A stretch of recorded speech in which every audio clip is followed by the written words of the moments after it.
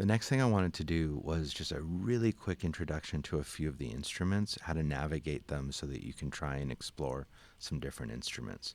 So I left my MIDI data here. I deleted the expand instrument, which, if you forgot how to do that, you literally just come over to this dot next to the name and you click on it and you go no insert.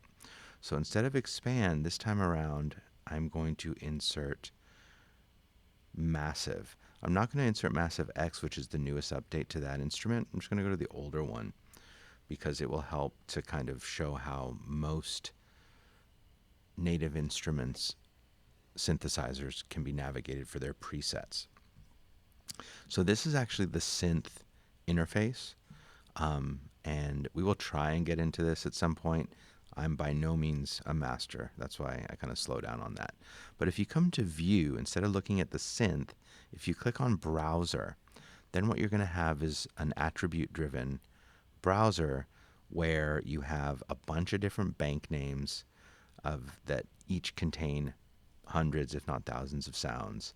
You have types, subtypes, modes, and then the name of the actual sound. So these are the sounds. And as I'm scrolling, you can see there are a lot of sounds. And you can, spend a day going through these and listening. Once you find something you want to listen to, you double click on it and you can hear it. Double click on another sound. All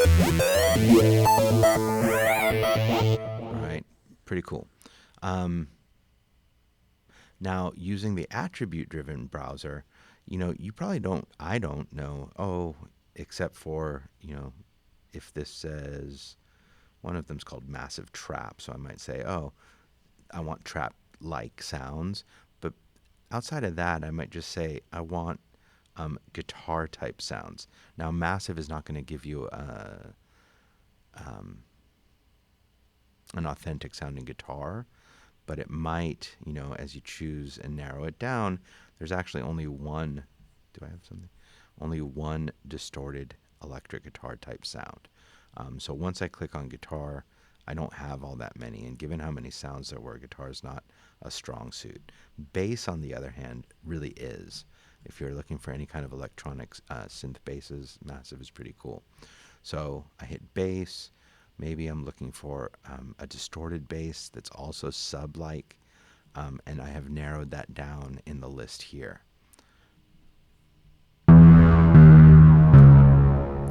All right, the only other thing that I'm going to get into with this is if you click back onto the synth, is in this little square here, you have effects. So you can turn those on and off, and there are two panels here. So if you turn off the effects,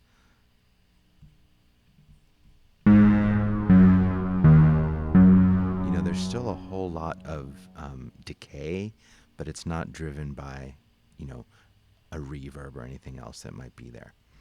All right, so another way you can get into the sounds is just by, this is displaying what preset is here, and you could, again, I think I have the browser narrowed down, so let me undo these,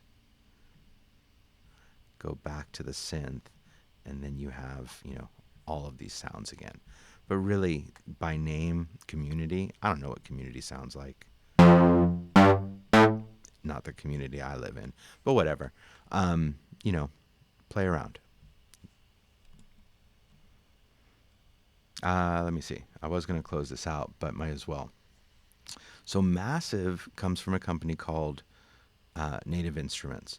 They also make this synth called Absinthe. And if I just bring it up, I'm not going to do much more than just show you how to navigate. This usually comes up in the patch window. If you click on browser, you have the same type of attribute-driven database. Okay, another one, I'm going to click on this dot so I can just change it up, is FM8.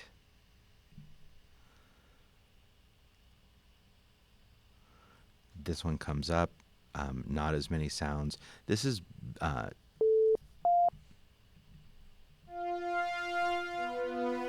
This is a built off of FM synthesis, kind of like the old DX7 Yamaha instruments. Um,